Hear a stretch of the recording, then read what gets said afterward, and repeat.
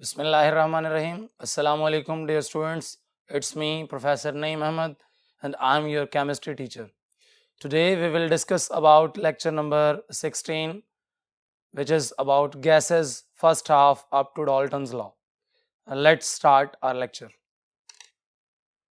जी dear students, हमारे पास आज का जो लेक्चर है lecture number 16 physical chemistry book 1 से लिया गया है, जो कि चैप्टर नंबर 3 गैसेस से है up to Dalton's law. First half है इसका।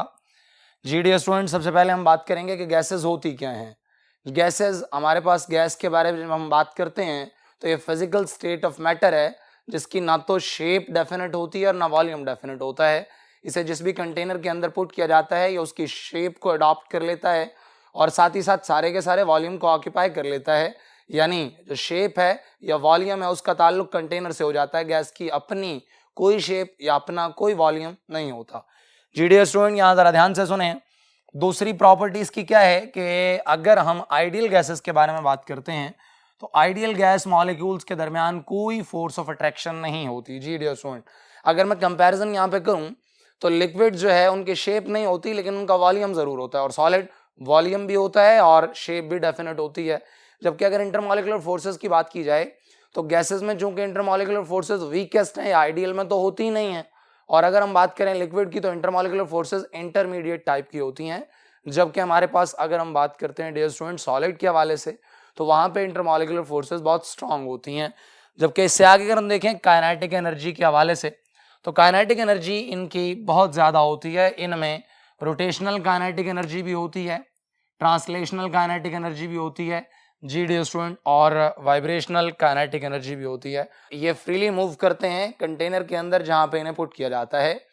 एक और बात जरा गौर से सुन लें कि गैसेस जो हैं वो कंप्रेसिबल होती हैं। इनकी कंप्रेसिबिलिटी मतलब कंप्रेशन किस वजह से होती है, जरा ध्यान से सुन लें। अब इनके मॉलिक्यूल्स के दरमियान यानी गैसेस के जो मॉलिक्यूल्स हैं डियर स्टूडेंट उनके दरमियान उनके डायमीटर के मुकाबले में 300 टाइम्स ज्यादा फासले होते हैं। इसी वजह से जब कभी प्रेशर अप्लाई किया जाता है, फोर्स अप्लाई की जाती है इनके ऊपर, तो इनके जो मॉलिक्यूल्स हैं वो करीब आ जाते हैं, और जब वो करीब आएंगे तो मॉलिक्यूल्स के करीब आने की वजह से होगा क्या डियर स्टूडेंट कि जो स्पेसेस हैं कम हो जाएंगी। इस वजह से वॉल्यूम कम हो जाएगा, और अगर वॉल्यूम कम होता है प्रेशर अप्लाई करने से तो डियर स्टूडेंट हम उसको उसी मतलब जो है कि इफेक्ट को कहेंगे कि कंप्रेशन हो रही है। इसका मतलब है गैसेस को दबाया जा सकता है, कंप्रेस किया जा सकता है बाय अप्लाइंग सूटेबल प्रेशर, और उसकी वजह इनके दरमियान वाइड स्पेसेस हैं। जी डियर स्टूडेंट, नेक्स्ट देखते हैं। हमारे पास ये जूल थॉमसन इफेक्ट को फॉलो करते हैं। मींस दैट मैं आपके सामने क्लियर करने लगा हूं what do you mean by Joule Thomson effect. Joule Thomson effect क्या होता है कि जब भी कभी whenever sudden expansion of a highly compressed gas is take place, जब कभी सडन एक्सपेंशन करवाई जाती है हाईली कंप्रेस्ड गैस की, cooling is produced.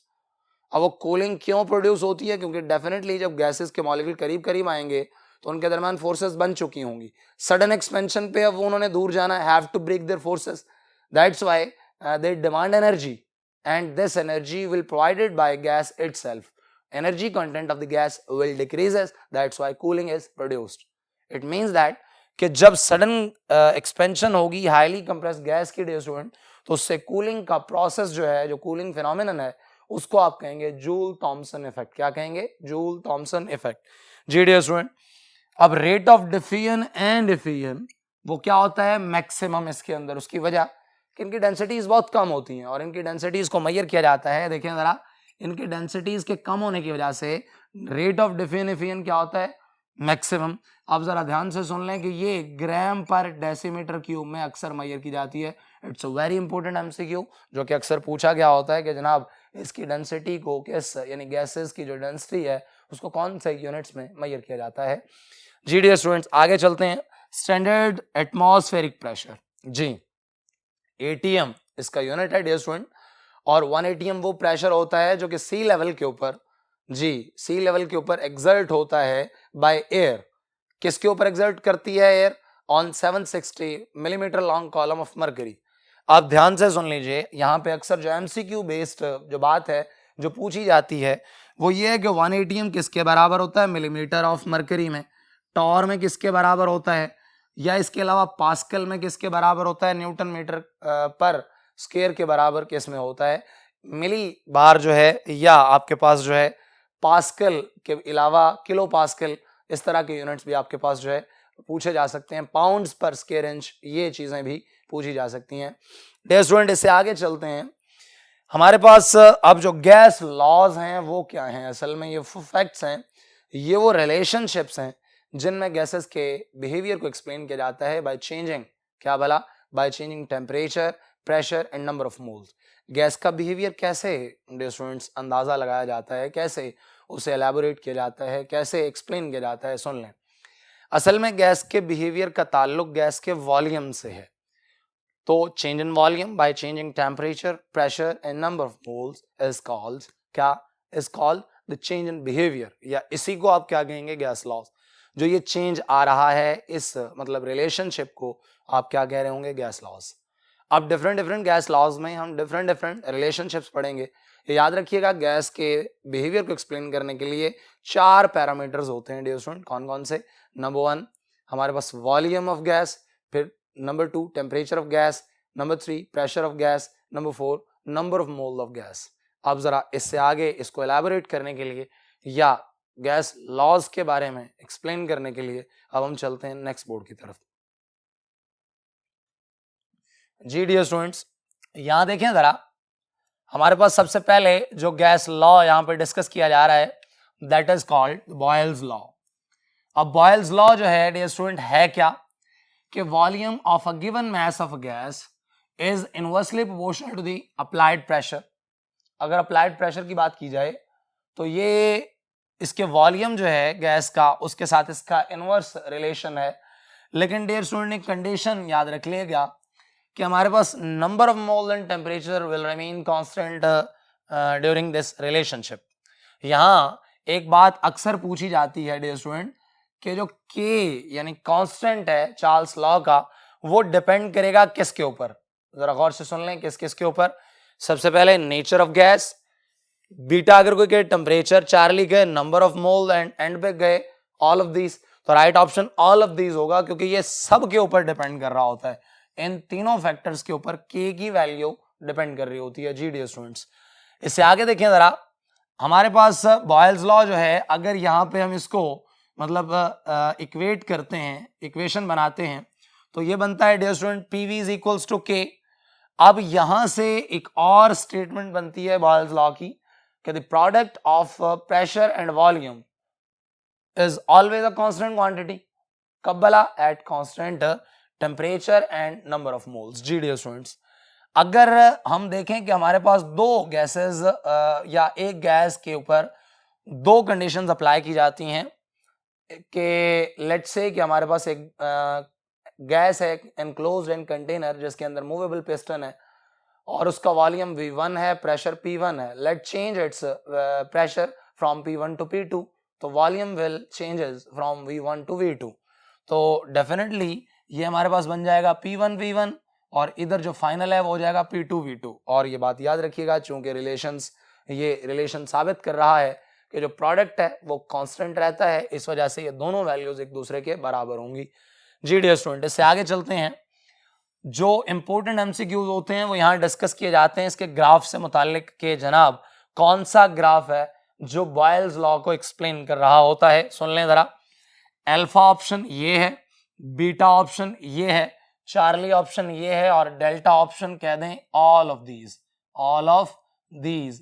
Ji dear students, अब अगर कोई आपसे पूछ ले कि which graph explain the Boyle's law, कौन सा ग्राफ है जो एक्सप्लेन कर रहा है बॉयल्स लॉ को, अल्फा बीटा चार्ली या डेल्टा, तो डियर स्टूडेंट ये भी जाहिर करता है, ये भी एक्सप्लेन करता है। इसका मतलब है राइट ऑप्शन क्या हुआ?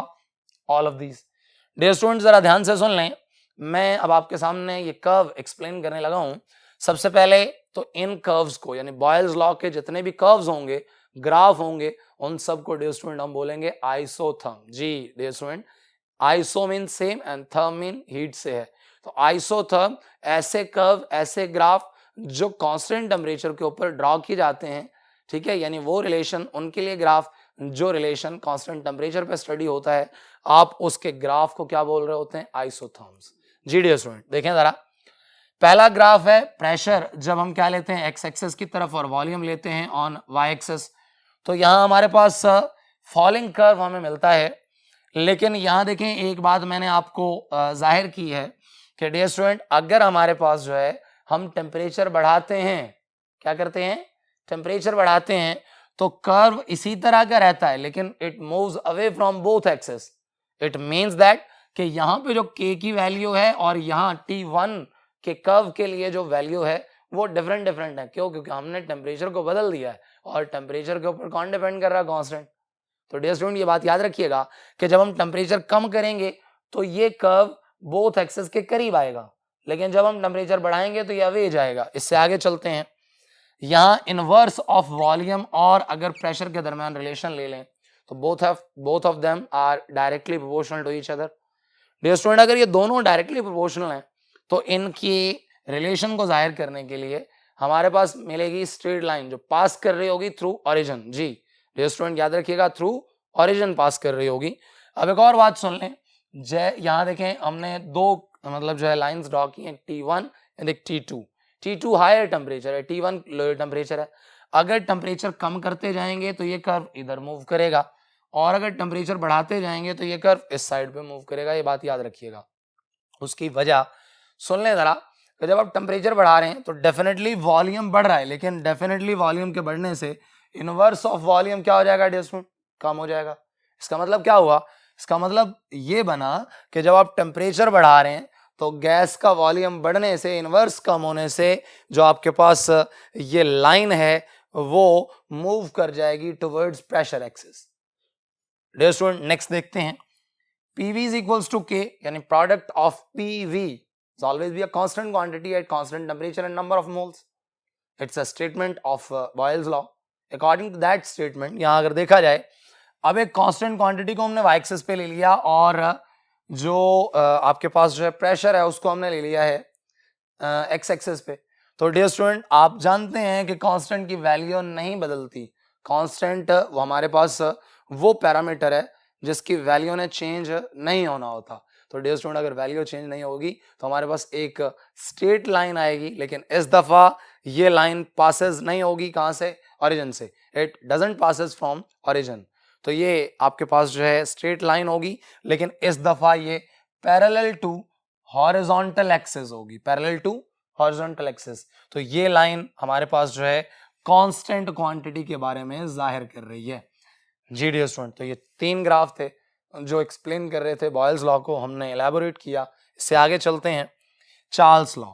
डियर स्टूडेंट, अगर चार्ल्स लॉ की बात करें तो चार्ल्स लॉ क्या है? The volume of a given mass of a gas is directly proportional to the absolute temperature. जी, एब्सोल्यूट टेम्परेचर वो टेम्परेचर होता है डियर स्टूडेंट जो केल्विन में मेजर हो। किसमें? केल्विन में मेजर हो। जी, अब यहां देखते हैं कि इसके लिए शर्त क्या है कि जब टेम्परेचर और प्रेशर कांस्टेंट हो, ये लॉ उस वक्त अप्लाई होता है। जी, अगर हम यहाँ पे इसको खत्म करके यहाँ कांस्टेंट लगाते हैं तो ये बन जाता है dear student V is equals to KT। आप जानते हैं डियर स्टूडेंट, अगर यहाँ पे हम कांस्टेंट की वैल्यू अलग करें तो ये आपके पास आएगा V/T is equals to K। Let we have a gas enclosed in cylinder having volume V1 at temperature T1। हम अगर क्या करते हैं, इसका टेम्परेचर बढ़ा देते हैं, हीट करते हैं उसे। टेम्परेचर अगर चेंज होता है T1 से T2 तक तो वॉल्यूम अल्टीमेटली क्या हो जाएगा? V1 से V2। तो डेफिनेटली आपके पास जो है ये रेशोज एक दूसरे के बराबर होंगी। क्यों? क्योंकि ये रेशो कांस्टेंट के बराबर है। तो V1/T1 हो या V2/T2 हो, दोनों एक दूसरे के बराबर होंगे, लेकिन ये शर्त है कि नंबर ऑफ मोल और प्रेशर क्या होने चाहिए? कांस्टेंट। जी, अब अगर देखें, अगर इस बात को हम सामने रखें तो डियर स्टूडेंट यहां देखें जरा, हमारे पास वॉल्यूम जो है किसी आइडियल गैस का वो 0 हो जाता है at 0 Kelvin. 0 Kelvin mean -273.16 degree Celsius, जिसे हम क्या नाम देते हैं डियर स्टूडेंट? Absolute zero. क्या नाम देते हैं डियर स्टूडेंट? एब्सोल्यूट जीरो, या जीरो एब्सोल्यूट, या 0 केल्विन आप इसे कह सकते हैं। जी डियर स्टूडेंट, इसके लिए ग्राफ जो होगा वो हमारे पास देखें, आपके पास है प्रेशर इस तरफ, और सॉरी प्रेशर नहीं, टेम्परेचर हम लेंगे इस तरफ। ये हमारे पास है टेम्परेचर, और ये डियर स्टूडेंट किस में है? केल्विन में। अगर ये 0 केल्विन से स्टार्ट होता है तो देन जाके तो ये लाइन पासेस होगी ओरिजिन से। लेकिन लेट से कि हमारे पास ये कर्व जो है, ये देखें जरा, लेट से कि ये टेम्परेचर अगर हो डिग्री सेल्सियस में, डियर स्टूडेंट, अगर ये टेम्परेचर किस में हो, डिग्री सेल्सियस में, और इधर वॉल्यूम हो, तो डियर स्टूडेंट ये बात याद रखिएगा कि जो वॉल्यूम है वो हमारे पास यहां आके क्या होगा, 0। अगर इस वैल्यू को चेक किया जाए तो ये आएगा -273.16 इन डिग्री सेल्सियस। ये देखें, इस तरफ एक्स एक्सिस पे हमने क्या लिया हुआ है, टेम्परेचर, और इस तरफ वॉल्यूम लिया हुआ है डेसीमीटर क्यूब में। तो ये टेम्परेचर जो है हमारे पास डियर स्टूडेंट्स क्या कहलाता है, एब्सोल्यूट जीरो। क्या कहलाता है, एब्सोल्यूट जीरो। जी डियर स्टूडेंट, अब इसको एक्सप्लेन करने के लिए, नेक्स्ट लॉ की तरफ चलने के लिए और रिमेनिंग मतलब जो है कि टॉपिक को डिस्कस करने के लिए हम अब चलते हैं नेक्स्ट बोर्ड की तरफ। जी डियर स्टूडेंट्स, यहां देखें हमारे पास नेक्स्ट जो टॉपिक का हिस्सा है वो है एवोगाड्रोस लॉ। जी डियर स्टूडेंट, एवोगाड्रोस लॉ से क्या मुराद है, सुन लें जरा। ये स्टेटमेंट क्या है, equal volume of all the ideal gases contain equal number of molecules.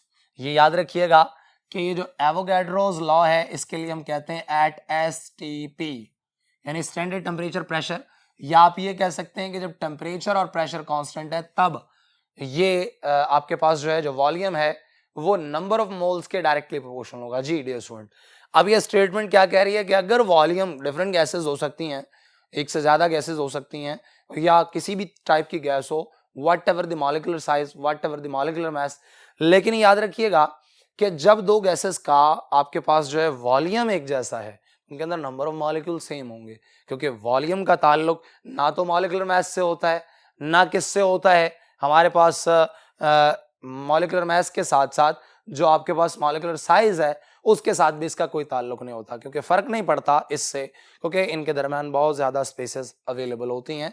जैसे कि हम पहले डिस्कस करके आए कि इनके मॉलिक्यूल्स के डायमीटर के मुकाबले में जो स्पेसेस होती हैं वो 300 टाइम्स होती हैं। That's why the molecular weight and molecular size doesn't affect the volume। देखें जरा, हमारे पास इसको मजीद एक्सप्लेन करने के लिए एक एमसीक्यू जरा डिस्कस करते हैं कि which pair contains equal number of molecules. जी, सबसे पहले 250 centimetre cube of each N2O and SO2, 16 gram of CH4 and NO2, 32 gram of O2 and CH4।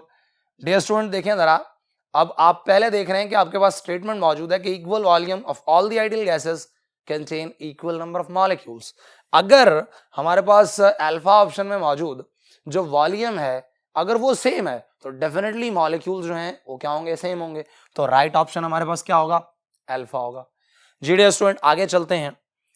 मजीद जरा ध्यान से एक बात सुन लीजिए कि अगर हमारे पास जनरल गैस इक्वेशन को हमने एक्सप्लेन करना हो डियर स्टूडेंट, तो यहां देख लें जरा कि हमारे पास सबसे पहले तो ये है क्या, PV is equals to NRT.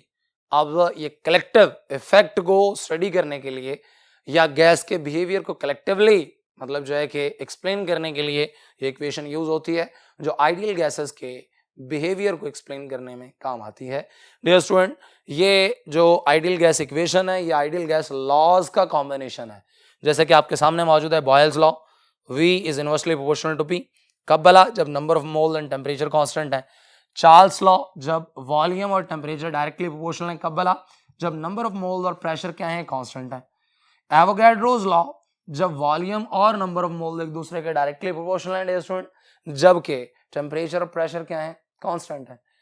Relation 1, 2 and 3 का नाम दे दिया and now we will combine them in single relation. अगर इन सबको कंबाइन करके एक रिलेशन बना दिया जाए तो ये बनेगा V is directly proportional to NT and inversely proportional to P।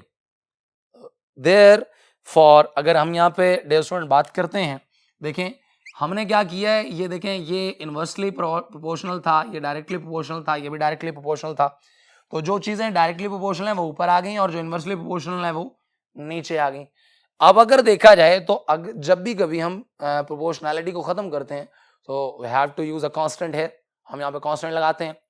तो डियर स्टूडेंट हमने यहाँ पे इसी तरह से R जो है, जैसे हम क्या कहते हैं, जनरल गैस कांस्टेंट, क्या कहते हैं, जनरल गैस कांस्टेंट, या डियर स्टूडेंट हम इसे क्या कहते हैं, हम इसे आइडियल गैस कांस्टेंट कहते हैं। क्या कहते हैं? Ideal gas constant. जी डियर स्टूडेंट, अगर इससे आगे हम चलें तो हमारे पास यहां देखिएगा जरा, यहां पे अगर डियर स्टूडेंट मैं इसको फाइनलाइज करके यूं लिख दूं कि पी वी ओवर, आपके पास पहले तो मैं इसे यूं लिखता हूं, देखें जरा कि P V is equals to R T. कब भला? जब नंबर ऑफ मोल्स क्या है? 1। जी डियर स्टूडेंट, अगर मैं आर की वैल्यू कैलकुलेट करना चाहता हूं तो ये आ गया P V over T is equals to R. जी डियर स्टूडेंट, यहां देखें जरा, अब आर क्या है? एक कांस्टेंट है। और मुझे ये बताइएगा कि अगर एक साइड कांस्टेंट हो तो दोनों साइड्स क्या हो जाती हैं? दो इक्वेशंस की बराबर हो जाती हैं। लेट्स से दैट कि ये आ गया P1 V1 over T1 is equals to R, और इधर क्या आ गया P2 V2 over T2 is equals to R। ये देखें जरा, एक गैस पे हमने दो कंडीशंस अप्लाई की हैं, एक इनिशियल और एक फाइनल, लेकिन उसके बराबर में जो चीज लिखी हुई है वो क्या है? कांस्टेंट है। तो बाकी दोनों साइड्स भी क्या हो जाएंगी? अल्टीमेटली बराबर हो जाएंगी। जी डियर स्टूडेंट, हमें इन्हें अगर इक्वेट करते हैं, इन दोनों को बराबर कर लेते हैं बाय कंपैरिजन, हमारे पास final form of general gas equation आ जाएगी कि P1 V1 over T1 is equal to P2 V2 over T2। Dear student, it's a very important relationship जो कि हमारे बहुत सारे एमसीक्यूज का आंसर करेगा, ये आपको याद होना चाहिए। इससे आगे चलते हैं। अगर डियर स्टूडेंट देखें जरा, इस आइडियल गैस इक्वेशन से हमने क्या कैलकुलेट करना है? आर। तो हमारे पास रिलेशन होना चाहिए, हम कैसे कैलकुलेट करेंगे उसकी वैल्यूज को? हमारे पास होना चाहिए आर इज इक्वल टू, अब देखें आर यहां पे एन टी, इधर आके क्या हो जाएगा? डिवाइड, तो बन गया PV over N T. Dear student, इसके वैल्यूज को जस्टिफाई करने के लिए हम अब चलते हैं नेक्स्ट बोर्ड की तरफ। जी डियर स्टूडेंट्स, हमारे पास आर की वैल्यू का ताल्लुक जो है यूनिट्स से है। अब जरा देखें कि हमारे पास इसकी नॉन एसआई में क्या वैल्यू है और एसआई के अंदर क्या वैल्यू है। डियर स्टूडेंट, इसे देखने के लिए देखें जरा कि जब हमारे पास प्रेशर एटीएम में हो और वॉल्यूम डेसीमीटर क्यूब में हो तो फिर इसकी वैल्यू जो होगी वो याद कर लीजिएगा, क्योंकि ये अक्सर एमसीक्यू पूछा जाता है। वो होगी 0.0821 एटीएम डेसीमीटर क्यूब पर मोल पर केल्विन। लेकिन अगर हम यहाँ पे एसआई यूनिट्स यूज करते हैं तो एसआई यूनिट्स में जो आपके पास वॉल्यूम है वो मीटर क्यूब में होगा, जबकि जो प्रेशर होगा वो किसके अंदर होगा? न्यूटन पर मीटर स्क्वायर के अंदर, क्योंकि दोनों एसआई यूनिट्स हैं। तो इसका मतलब ये हुआ कि जब हम यहाँ पे ये वैल्यू यूज करेंगे, ये यूनिट्स इस्तेमाल कर रहे होंगे, तो आर की जो वैल्यू होगी वो होगी 8.3143। अब जो आपके पास यूनिट्स आएंगे इसके साथ वो क्या आएंगे? न्यूटन मीटर पर मोल और पर केल्विन। जी डियर स्टूडेंट, न्यूटन मीटर जो है वो जूल के बराबर भी होता है, इसलिए इसी वैल्यू को हम 8.3143 जूल पर मोल पर केल्विन भी लिख सकते हैं।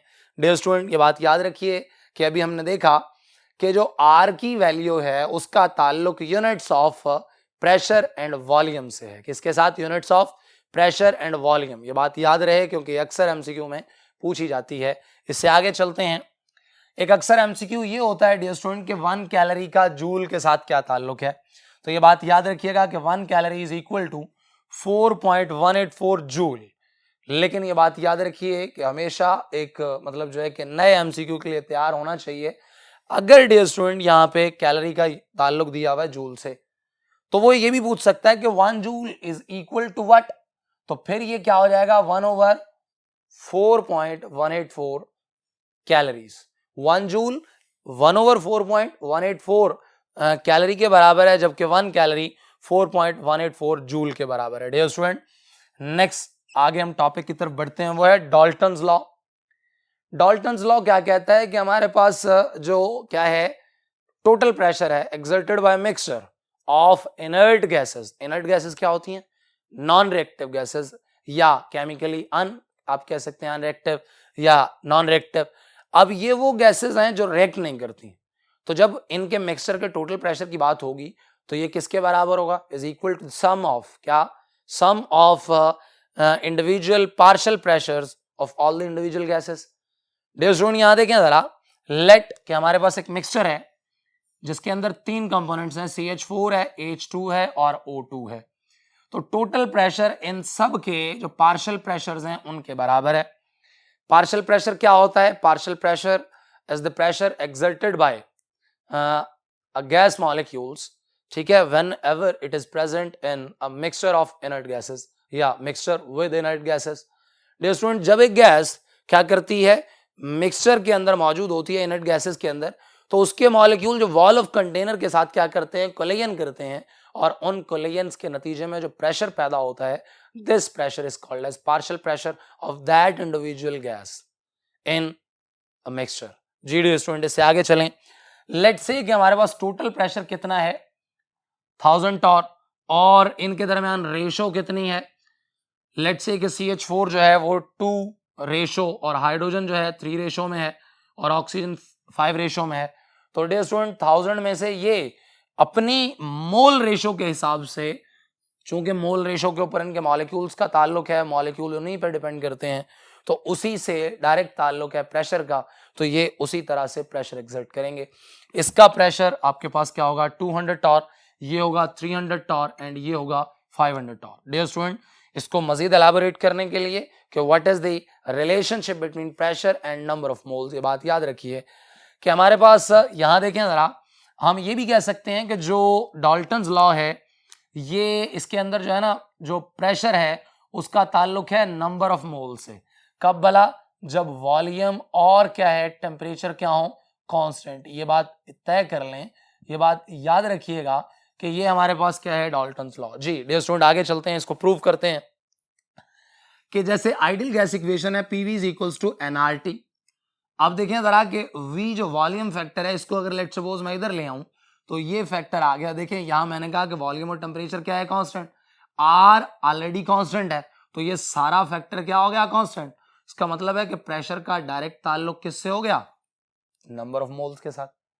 जी डियर स्टूडेंट, अब यहां देखें कि लेट सपोज दैट कि टोटल प्रेशर है उसका ताल्लुक किससे है, फिर टोटल नंबर ऑफ मोल्स, और इंडिविजुअल प्रेशर का ताल्लुक इंडिविजुअल नंबर ऑफ मोल्स के साथ है। लेट्स से कि हमारे पास यहां अगर बात करें तो यहां देखें जरा, एक बात जरा गौर से सुन लीजिए, इसे मजीद आगे चलते हैं लेके, कि अगर हमारे पास ये देखें जरा, ये हो क्या भला, P T is equals to क्या, NT into RT by V, और इधर लेट से कि किसी गैस के लिए आ जाए P, ये जैसे कि आपके पास है CH4, आपने कह दिया PCH4 is equal to NCH4 into आपके पास क्या है, RT बाय V। जी dear student, RT by V।